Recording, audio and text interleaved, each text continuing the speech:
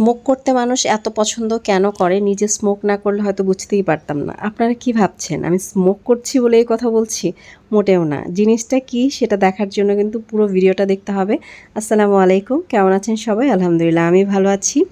আর আজকে কিন্তু আমি চলে এসেছি বাফেট লাউঞ্জে, উত্তরা যে আউটলেটটা আছে সেটাতে। উত্তরা বাফেট লাউঞ্জের কথা আমি এত পরিমাণ শুনেছি, শুনতে শুনতে লিটারেলি আমার কান ঝালাফালা হয়ে গিয়েছে। তাই শেষ পর্যন্ত ডিসিশন নিয়েই নিয়েছি যে না, যাব, ঘুরে আসবো। কেমন জিনিস সেটাকে আমাকে দেখতেই হবে এবং খাবার কোয়ালিটি কেমন সেটাও আমাকে জানতে হবে। এত কিসের রিভিউ, এত কিসের এত আলোচনা সমালোচনা, আমাকে তো এটা দেখতেই হবে। তো যেই কথা সেই কাজ, রিজার্ভেশন দিয়ে দিলাম এবং চলে এসেছি। আমি কিন্তু ডিনারে এসেছি। আর এসে কিন্তু পুরো এরিয়া দেখে আমি একদম মানে চমকে গিয়েছি ওনাদের সব কিছু দেখে। আমি প্রত্যেকটা জিনিস আপনাদের সাথে শেয়ার করার চেষ্টা করব। এবার তাহলে ওনাদের ইন্টেরিয়র সম্পর্কে কথা বলা যাক। এই তো দেখতে পাচ্ছেন এটা একটা ফটো বুথ। ডোর দিয়ে ঢুকে একদম লাস্ট পয়েন্টে এই ফটো বুথটা রয়েছে। আর এখানে হচ্ছে বিভিন্ন রকম ফ্লাওয়ার দিয়ে ওনারা ডেকোরেশন করেছে। প্লেসটা সুন্দর, ছবি তোলার জন্য যথেষ্টই সুন্দর। একটি ফটো বুথ কিন্তু এখানে না, আরও একটি ফটো বুথ আছে। আর প্রত্যেকটি ফটো বুথেই কিন্তু ওনাদের লোগো লাগানো আছে বাফেট লাউঞ্জ। তো এই জিনিসটা আমার বেশ ভালো লেগেছে। তো ভেতরে যেহেতু চলে এসেছি, ছবি না তুললে কেমন হয়, তাই বসে পড়লাম দু একটা ছবি তোলার জন্য। এবার আপনাদেরকে দেখাবো লাইভ কাউন্টারটা, এখানে কি কি পাওয়া যায়। প্রথমে চলে আসলাম কাবাবের দিকে। এখানে হচ্ছে লাইভ কাবাব পাওয়া যাবে, রেশমি কাবাব, বটি কাবাব, দু রকমের কাবাব আছে এখানে। আর কাবাবের ঠিক পাশে হচ্ছে একটা সুন্দর ডেকোরেশন করা আছে। আমার এই ডেকোরেশনটাও খুব ভালো লেগেছে, ওনাদের যে ইন্টেরিয়রটা আছে। আর এটা হচ্ছে আরেকটা ফটোবুথ। এটা ডোর দিয়ে ঢুকে হাতের বাম পাশে হচ্ছে এই ফটোবুথটা দেখতে পাবেন। এই ফটোবুথটাও বেশ সুন্দর। আর যে কথাটা আমি বলছিলাম, প্রত্যেকটা ফটোবুথেই কিন্তু ওনাদের লোগো লাগানো আছে বাফেট লাউঞ্জ। তো সব কিছু মিলিয়ে খুব সুন্দর যে সার্কেলটা ছিল, এখানে আমি বসে ছবি তুলেছি, আমার খুব ভালো লেগেছে। এবার খেয়াল করুন এই জিনিসটা, খুবই কালারফুল একটা ডিজাইন ওনারা করেছে। মজার বিষয় দেখতে পাচ্ছেন আমার ড্রেসের সাথে কিন্তু একদম পুরো ম্যাচিং হয়ে গিয়েছে। আমার কাছে খুব ভালো লেগেছে এই ডিজাইনটা। একদম ঢেউ ঢেউ করা একটা ডিজাইন করেছে, আর এই ডিজাইনটা কিন্তু দেয়ালে করেছে। এবার চলে এসেছি আরেকটা পাশে। এখানেও হচ্ছে বসার জন্য অ্যারেঞ্জমেন্ট আছে, ডেকোরেশন দেখানো হলো। এবার চলুন তাহলে অ্যাড্রেসটা বলে দিচ্ছি। অ্যাড্রেসটা হচ্ছে Uttara BNS centre, 14th floor. এই তো ওনাদের একটা লোগো আছে, ঢোকার পরেই কিন্তু দেখতে পাবেন। চলুন এবার খাবার নিয়ে একটু কথা বলা যাক। তা আমি হচ্ছে শুরুতেই ডেজার্টটা ক্যাপচার করছি। ডেজার্টগুলো খুবই লোভনীয় লাগছে, খুবই ভালো লাগছে। আর একটা কথা বলে রাখছি, এখানে কিন্তু অনেক আইটেম, 100+ আইটেম। 100+ বলতে 101 আইটেম আছে এখানে। আর প্রাইস হচ্ছে 850 টাকা। তো আমি প্রত্যেকটা খাবারের যদি বর্ণনা করতে যাই তাহলে কিন্তু আমার ভিডিওটা অনেক বেশি লেন্দি হয়ে যাবে।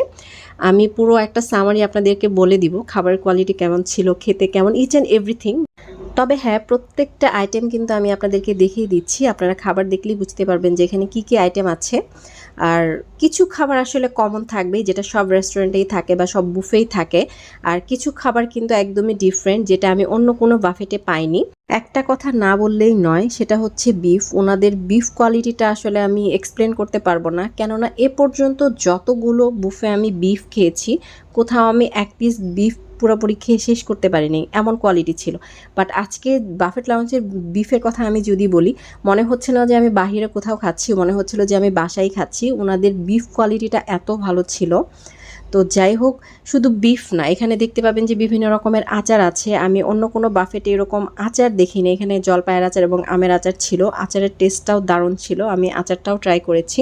এখানে কিন্তু বিভিন্ন রকমের স্যালাড ছিল, স্যালাডগুলো আমি ট্রাই করেছি, খেতে বেশ ভালো ছিল। এই তো লোকজন কিন্তু ছবি তুলছে। তো আমি কথা বলতে বলতেই দেখতে পেলাম যে খাবারের টাইম হয়ে গিয়েছে, সকলেই খাবার নিচ্ছে। আর এদিকে আমি বসেছিলাম, বাকিরা খাবার এনেছে। এরপর হচ্ছে আমার টার্ন, আমি গিয়ে খাবার নিয়ে আসলাম। তো স্টার্টার হিসেবে আমি নিয়েছি চাউমিন, নিয়েছি স্যুপ, নিয়েছি অ্যান্ড পাঁপড় নিয়েছি। পাঁপড়টা খেতে খুব মজা ছিল। আমি এবার অন্থনটা ট্রাই করিনি, আমি পাঁপড়টা খেয়েছি। তো দেখা যায় প্রত্যেকবার অন্থন খেলে আমার কাছে ভালো লাগে না, যার জন্য আমি এবার যেহেতু একটা ডিফারেন্ট কিছু পেলাম, তাই আমি ডিফারেন্টটাই ট্রাই করছি। মজার বিষয় হচ্ছে আমি স্টার্টারের সাথে ডেজার্ট নিয়ে এসেছি। ডেজার্টগুলো দেখে এত মজা লাগছিল, এত লোভনীয় লাগছিল যে আসলে ট্রাই না করে থাকতে পারলাম না। তো আমি স্যুপের সাথে হচ্ছে পাঁপড়টা খেয়েছি, বেশ মজা ছিল পাঁপড়টা। একটা বিষয় হচ্ছে ওনাদের যে মাংসের আইটেমগুলো ছিল সেগুলো কিন্তু বেশ মজা ছিল। ওখানে একটা কলিজা ভুনা ছিল, যেটা অল্প আলু দিয়ে তৈরি করা হয়েছে, সেটাও অনেক মজা ছিল। এছাড়া মাছের কয়েকটা আইটেম ছিল, রূপচাঁদা ফিশ ফ্রাই ছিল। দেন ড্রিঙ্কসের মধ্যেও কিন্তু অনেকগুলো ড্রিঙ্কস ছিল, আমি সবগুলো ট্রাই করতে পারিনি। যেমন হচ্ছে তরমুজের যে জুসটা থাকে সেটা ছিল। দেন হচ্ছে 7 আপ ছিল, পেপসি ছিল, স্প্রাইট ছিল, মিরিন্ডা ছিল, আর এরকম অনেক রকম ড্রিঙ্কস ছিল। বাট আমি খেয়েছি শুধু স্প্রাইট, কেননা আমার অন্য কোনো ড্রিঙ্কস খেতে ইচ্ছে করছিল না, আর গরম যেহেতু বেশি ছিল সো স্প্রাইটটা খেতেই বেশি ভালো লাগছিল। আর এই তো আমি কিন্তু স্টার্টারের সাথে ডেজার্ট নিয়ে বসেছিলাম, ডেজার্টটা ট্রাই করছিলাম। কেকগুলো খেতে এত মজা লাগছিল কি বলবো, খুব ভালো টেস্ট ছিল কেকগুলোর। এবার হচ্ছে বসে বসে আমি কেক খাচ্ছি। তো চলুন এবার একটু লাইভ কাউন্টারগুলো ঘুরে আসি, কি কি হচ্ছে এখানে। ওর তো পাশে কিন্তু কাবাব তৈরি হচ্ছে, আর এই পাশে হচ্ছে ডোসা হচ্ছে, সবাই ডোসার জন্য লাইন ধরেছে। আসলে ডেজার্ট খেয়ে একদম পেট ফুল করে ফেলেছি, যে অন্য কোনো খাবার আর খাওয়ার রুচি আসছে না। তো চলে আসলাম ফুচকা নিতে। ফুচকা না খেলে একদম চরম একটা মিস হয়ে যাবে। ফুচকা দেখলে আসলে এমনিতেও লোভ সামলানো যায় না, খুবই কষ্ট আসলে লোভ সামলানো। তাই চেষ্টা করছি যে দেখি ফুচকা খেয়ে দেখি। আর আজকে কিন্তু আমি নাগা ফুচকা খাবো, যদিও ঝাল খাওয়া আমার জন্য খুব কষ্টকর হয়ে যায়, সমস্যা নেই, আজকে ট্রাই করে দেখি যে নাগা ফুচকা খেতে কেমন লাগে।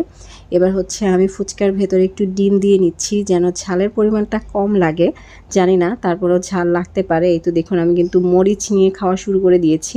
আমার ফেস দেখলে কোনোভাবেই বোঝার উপায় নেই যে আমি ঝালে একদম পুরা হাঁসফাঁস করছিলাম, মানে এত বেশি খারাপ লাগছিল ঝালে। কিন্তু সেটা বুঝতে দেওয়া যাবে না, কারণ আমার সাথে যারা আছে ওরা আমাকে মানা করেছিল যে এইভাবে মরিচ না খেতে, তারপরেও আমি খেয়েছি। খাওয়ার পরে আসলে 12টা বেজে গিয়েছে। এরপরে চলে এসেছি আসলে স্মোকি চিপস খাওয়ার জন্য। স্মোকি চিপসটা খেতে তো খুব ভালো লাগছিল, দেখে মনে হচ্ছিল আমি পুরাই হচ্ছে স্মোক করছি, এরকম একটা ফিল আসছিল।